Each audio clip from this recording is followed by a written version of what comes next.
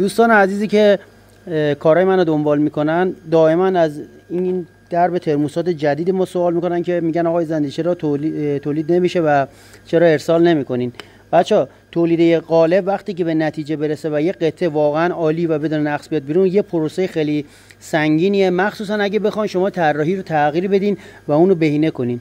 و از اونجایی که این کار خیلی برای من سخت و طاقت فرسا بوده تا الان، خیلی آزمایشات خاصی روش انجام دادیم تا بتونیم یه درب ترموستات خاص با قطر و قدرت خیلی قوی تر از نمونه فابریکی و اورینگ اون بدون یه قطره چسب. این الان اورینگ فابریک خود پژو و این اورینگیه که ما تولید کردیم، بدون یه قطره چسب و خیلی راحت آب بندی میشه، درب ترموستات گذاشته میشه. البته نصبش به این شکل نیست، حالا تو نمونه‌های آینده من نصبش هم توضیح میدم بهتون. خیلی راحت روی خود درب ترموستات همراه با اورینگ نصب میشه و در نهایت با خود درب ترموستات مثل 206 گذاشته میشه و بسته میشه.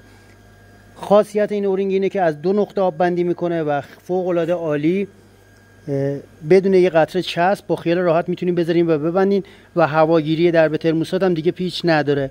به راحتی فشارش میدین این نقطه رو و از اینجا آب به سمت باتری تخلیه میشه.